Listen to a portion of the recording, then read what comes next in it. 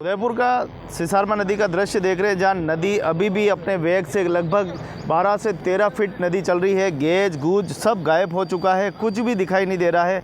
जहाँ नदी कल पूरी जलमग्न हो गई थी, खेतों में पानी भर गया था।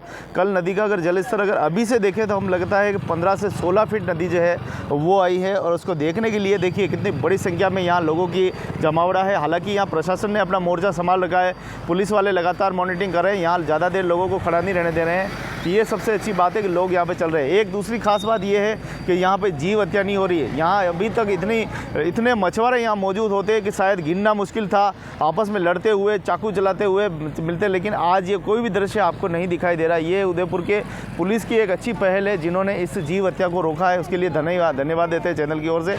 और देखें यहाँ जितने भी युवा देखने के लिए आए हैं, जितने भी लोग यहाँ देखने के लिए आए, वो देखकर बड़े मदमस्त हो गए कि इतनी बड़ी विशाल संख्या में, जहाँ नदी 3 फीट 2 फीट 2.5 फीट बह रही थी, वो दृश्य देख कर थक गए थे। और अब आज ये नदी का जो उफान वाला दृश्य देखा, उससे बड़ा अच्छा लगा। कैसा लगा आज नदी के दृश्य? बहुत अच्छा लगा। कैसा लगा? और अब क्या, बहुत दिनों से बारिश नहीं आई थी उदयपुर में, तो सभी का मन यूँ विचलित हो रहा था।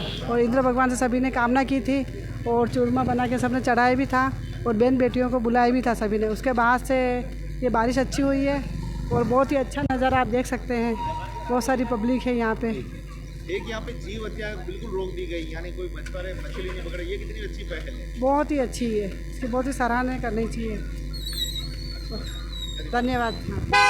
तो आप देख पा रहे हैं जो नदी है वो अपने वेग से भी अच्छी बह रही है। लगातार यहाँ पे नदी का जो दृश्य है, आप परिदृश्य इसको देख पा रहे हैं। हालांकि मछुआरों को ज़रूर दर्द हुआ होगा, लेकिन इतना सा है कि वो जीव हत्या न करे। जीव हत्या एक पाप है और ये प्रकृति ने हमको ये अद्भुत तोहफ़ा जो हमें दिया है, इसका हमें संरक्षण करना चाहिए, इसका हमें रक्षा करनी चाहिए। देखिए अभी भी बादल घुमराए हुए हैं और रात को फिर बारिश हुई थी और उसी से ही ये पानी, अभी जल स्तर 12 से 13 फीट जल स्तर अभी भी है, क्योंकि अभी जल स्तर का जो गेज है वो पूरी तरह गायब हो चुका है। इसलिए आप देख पा रहे हैं कि दृश्य यहाँ है। कल यहाँ मंदिरों में देखो पानी अभी भी घुसा हुआ है, खेतों में पानी, मंदिरों में पानी, जहाँ देखो जहाँ पानी जो है वो हो गया था। और आप देख पा रहे हैं दृश्य कितना मनोरक है, ज़बरदस्त है। और लगातार इस पानी के दृश्य को देखने के लिए यहाँ नगरवासी लगातार आ रहे हैं। यहाँ पर बैठे हुए छोटे बड़े जो व्यापारी है भुट्टो के, वो भी यहाँ पर देखो मौजूद है। और स्वयं पार्षद साहब, जो हमारे पूर्व पार्षद साहब दुर्गेश जी पार्षद साहब है, जो कि स्वयं भुट्टा यहाँ से ख़रीद कर ले रहे हैं, प्रोत्साहित कर रहे हैं। यहाँ अमरूद है वो भी यहाँ पे मौजूद है। लोगों को ये लगता है कि अगर सिसारमा नदी पे जाएंगे तो वहाँ कुछ न कुछ छोटी मोटी व्यवस्थाएं होगी और उसका हम आनंद भी लेंगे। तो ये वास्तव में अच्छा भी है, ये दृश्य अच्छा भी है, मनोहर भी है और इसका लाभ सभी को उठाना चाहिए। छोटे व्यापारियों को भी प्रोत्साहित करना चाहिए। कल नदी इतनी ज़बरदस्त हुई थी कि आप देखिए अपने वेग से कि ये सारे खेत खलियान सारे जलमग्न हो गए थे। देखिए भुट्टे खाते हुए, देखो भुट्टो का पूरा आनंद ले रहे हैं हमारे भाई। तो कल ये सारे खेत जो है इनमें पानी घुस गया था। करीब 2 से 2.5 फीट तक पानी इन खेतों में कल मौजूद था, वहाँ तक पानी गया था। उसके बाद में सामने दिखाई दे रहा मंदिर, वहाँ तक पानी गया था। पानी का दृश्य आप देखें कि कल ये जो सीमेंट का जो दिखे दे दीवार, यहाँ तक कल पानी था और अभी भी आप देखें तो पानी काफ़ी संख्या में मौजूद है।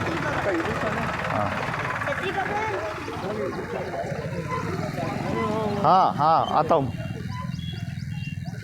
तो आप देखें अभी भी लोगों की कतार अभी देखने के लिए लगी हुई है। अभी भी 12 से 13 फीट पानी आ रहा है और आप सोच सकते हैं कि आइड नदी का क्या हाल ये सिसारमा नदी करने वाली है, क्योंकि इसका नदी का जो जल स्तर है वो लगातार दोनों ही तरफ से, चाहे नई की तरफ से हो चाहे बूजड़ा की तरफ से हो, दोनों नदियों का वेग उफान पर है, दोनों नदियाँ बराबर चल रही है। कुल मिलाकर दृश्य बड़ा ही सुंदर और मनोरक और मार्मिक दृश्य है, जिसको देखने के लिए सारे लोग आ रहे हैं यहाँ पे और इसका लुत्फ़ जो है वो उठा रहे हैं। एक तरफ मेवाड़ में गौरी का नृत्य का आयोजन हो रहा है, जहाँ बारिश की कामना को लेकर गौरी नृत्य आयोजन होता है। और ये हमारी बहुत पुरानी प्राचीन परंपरा है कि हम पूजा अर्चना में ज़्यादा रुचि रखते हैं, ईश्वर को मनाते हैं और बरसात की कामना करते हैं। और इंद्र देवता ने इतनी बड़ी मेहरबानी की है कि सारी झीलें लगभग भर चुकी है। उदय सागर के गेट खोल दिए गए, कल ही को खोल दिए गए थे। उदय सागर से लगातार पानी जो है वो चल रहा है।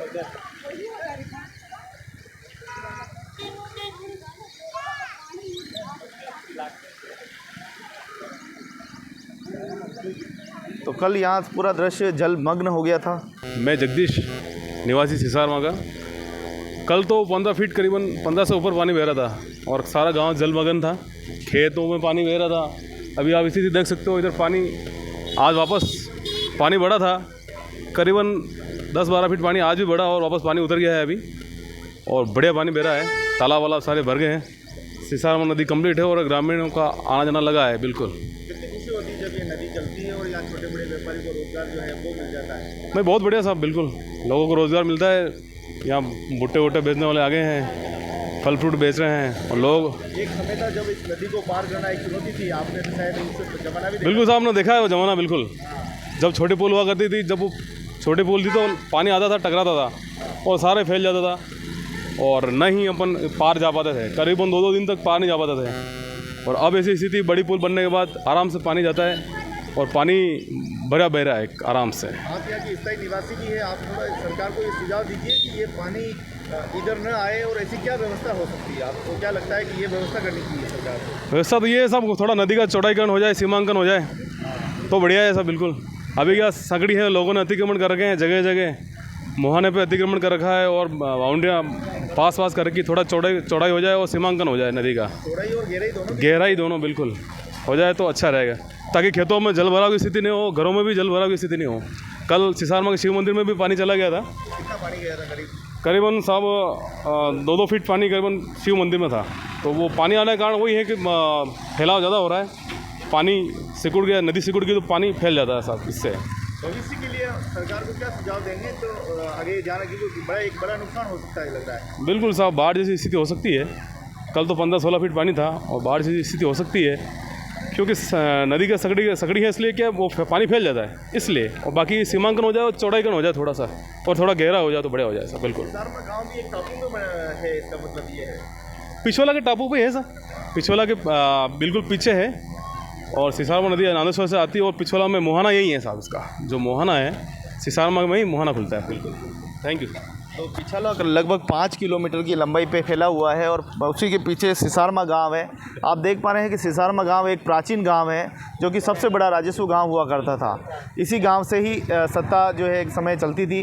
और आपको बता दें कि ये गांव बता रहे हैं, ग्रामीण वासी बता रहे हैं कि ये अगर वास्तव में नदी को गहरी नहीं की गई या नदी का क्षेत्रफल वापस बढ़ाया नहीं गया, इसको गहरी और क्षेत्रफल बढ़ाया नहीं गया, तो आने वाले समय में कई बड़े नुकसान हो सकते हैं। तो सरकार और प्रशासन दोनों ही मिलकर नदी के ऊपर ध्यान दे, ताकि ये प्राकृतिक जो नदियाँ हैं, प्राकृतिक जो सौंदर्य है, ये बना रह सके। ये इसके लिए भी हम भी चैनल के माध्यम से आह्वान करते हैं, नदियों के ऊपर विशेष ध्यान देने की आवश्यकता है। नदियों के माध्यम से ही हमारा जीवन जो है वो सुरक्षित है, नदियाँ ही हमारा जीवन है, नदियों के माध्यम से।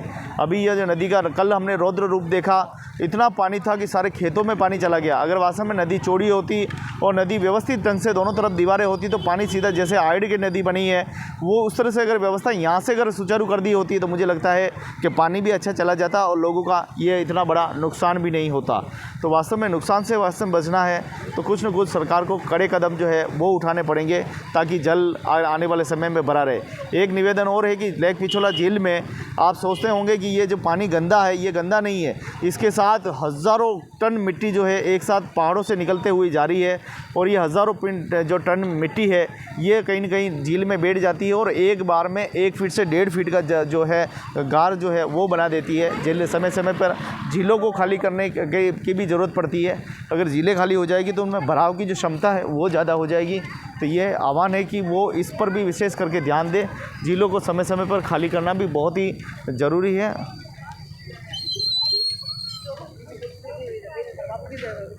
तो देखिए भुट्टो गार्डन तो अपने वेग से भी बहुत ही अधिक सिसारमा नदी जो है वो चल रही है और अच्छा दृश्य है। अभी भी गेज डूबा हुआ है, यानी 12 से 13 फीट नदी अभी भी चल रही है। काफ़ी अच्छी नदी है और इसी प्रकार चलती रहे और जितने भी नीचे तालाब खाली है उदयपुर के निचली छोर पर, वो सारे के सारे झीलों की नगरी के सारे तालाब भर जाए, यही आशा करते हैं और बड़ी संख्या में लोग इसको देखने के लिए आनंद उठा रहे हैं।